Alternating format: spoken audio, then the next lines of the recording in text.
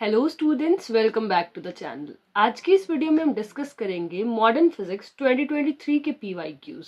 Start करते हैं अपने फर्स्ट क्वेश्चन के साथ।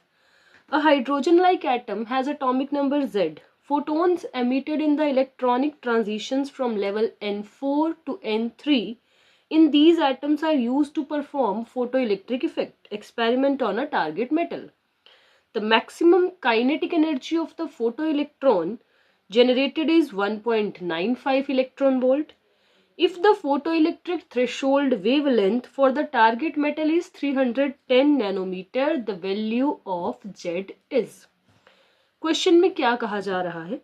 एक हाइड्रोजन लाइक एटम जिसका एटॉमिक नंबर Z गिवन है, उसके हम बात कर रहे हैं। फोटोन्स एमिट हो रहे हैं in the electronic transition from level N4 to N3। Transition कौन से लेवल से हो रही है? N4 से N3 पर हमारी ट्रांजिशन हो रही है। In these atoms are used to perform photoelectric effect experiment on a target metal. यहाँ से हमारी जो रेडिएशन एमिट होगी, सपोज उसकी वेवलेंथ है हमारी लैम्डा। फिर हमारे पास एक टारगेट मेटल है। The maximum kinetic energy of the photo electron generated, यहाँ से जो फोटो इलेक्ट्रॉन जनरेट होगा उसकी मैक्सिमम काइनेटिक एनर्जी हमें दी हुई है 1.95 electron volt. If the photo electric threshold wavelength for the target metal is, इस टारगेट मेटल के लिए जो थ्रेशोल्ड वेवलेंथ की वैल्यू आपको दी हुई है वो दी हुई है 310 नैनोमीटर। हमें Z की वैल्यू बतानी है। तो अब हम सबसे पहले ये देखते हैं कि थ्रेशोल्ड वेवलेंथ जो है हमारी, उससे हम इस मेटल का वर्क फंक्शन फाइंड करते हैं।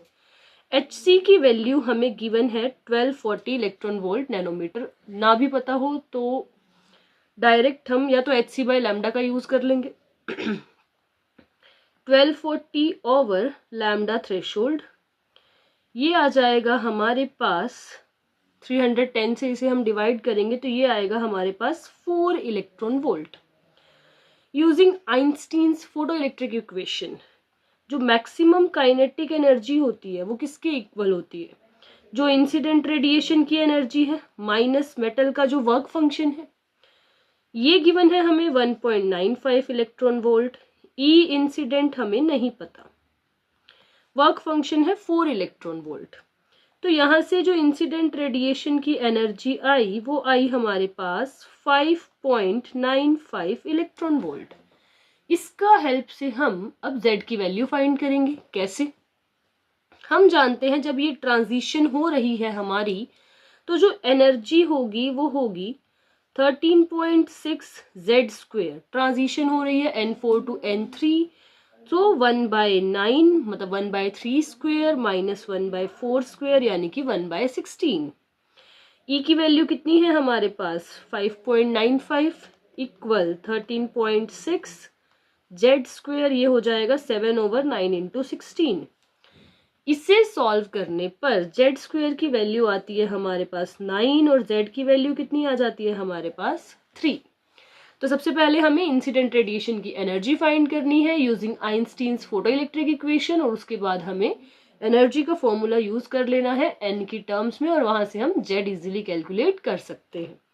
सो इस क्वेश्चन का आंसर Z की वैल्यू कितनी रहेगी हमारे पास 3। Moving forward to our next question.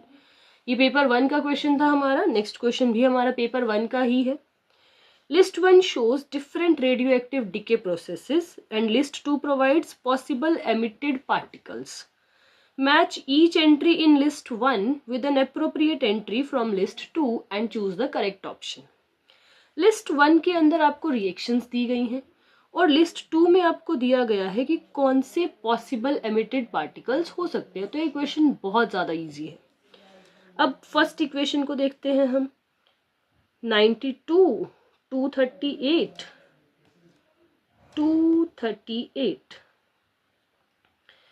PA 91, 234।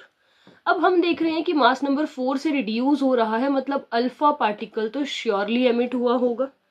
तो एक तो आ गया हमारा अल्फा पार्टिकल। अब यहाँ है 92, यहाँ हो गया 93, तो अब इसका मतलब एक हमारे पास क्या आया होगा, beta negative particle. So for P, reaction P, एक होगा हमारा अल्फा पार्टिकल एमिट और एक होगा हमारा beta negative particle. 1 alpha particle 1 beta negative particle. So P के लिए हमारा सही हो जाएगा कौन सा, 4। इसी तरीके से क्यू के लिए और बाकी सब के लिए भी चेक कर लेते हैं। PB 82 214 gives out PB 82 210। Again mass number 4 से रिड्यूस हो रहा है, मतलब अल्फा पार्टिकल एमिट हुआ होगा 2 4।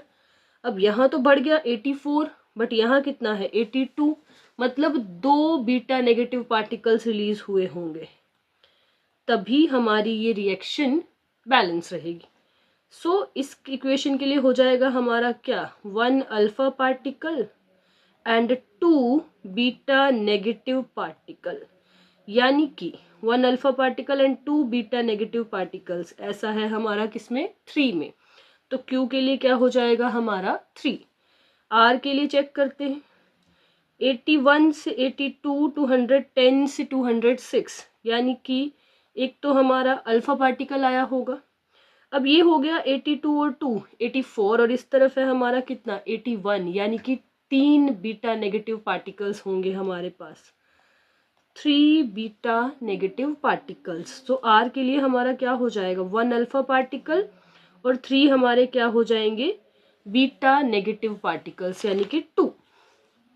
नेक्स्ट इक्वेशन के लिए चेक कर लेते हैं, 228 से अगेन कितना हो रहा है 224, तो यहाँ भी हमारा एक अल्फा पार्टिकल जरूर से रिलीज हुआ होगा।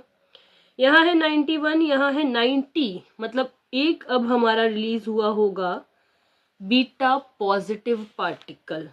सो 1 alpha particle and 1 beta positive particle, तो S के लिए हमारा क्या सही हो जाएगा 1। For P 4 Q 3 R 2 S 1, option A is the right answer for this question. ये क्वेश्चन काफी इजी था। Moving forward to our next question which is from paper 2। In a radioactive decay process, activity आपको दी हुई है A equal minus dN/dt, NT is the number of radioactive nuclei in time T। 2 radioactive sources हैं आपके पास S1 और S2, जिनकी activity same है किसी टाइम t0 पर। हमने मान लिया S1 और S2 की एक्टिविटी को A0 और A0 ले लिया, कब, at time t0। At a later time, the activities of S1 and S2 are A1 and A2 respectively. किसी टाइम t पर एक्टिविटीज हैं आपकी A1 और A2। S1 and S2 have just completed their 3rd and 7th half lives respectively. मतलब S1 की जो activity A1 है वो कब है आपकी 3rd हाफ लाइफ कंप्लीट होने पर, और A2 वाली कब है on completing 7th half life. हमें A1/A2 की वैल्यू कैलकुलेट करनी है। सो हमें क्या पता होना चाहिए, हमें पता होना चाहिए activity after nth half life. nth half life के बाद एक्टिविटी क्या रहती है, तो वो वैल्यू होती है हमारे पास A0 over 2 raise to power n। A0 कब है, एट टाइम t0 पर। अब A1 की वैल्यू कब है हमारी 3rd हाफ लाइफ के बाद, यानी कि n की वैल्यू कितनी हो गई 3। सो A1 आया A0 ओवर 2 की पावर 3। सिमिलरली A2 कब है 7th हाफ लाइफ पर, यानी कि ये वैल्यू आई A0 over 2 raise to power 7। अब हमें इसका रेशियो फाइंड करना है A1/A2 का, तो A1/A2 का रेशियो रहेगा हमारे पास 2 raise to power 7 over 2 raise to power 3। 16 is the right answer for this question. I hope all these questions are very much clear to you. Thank you so much for watching.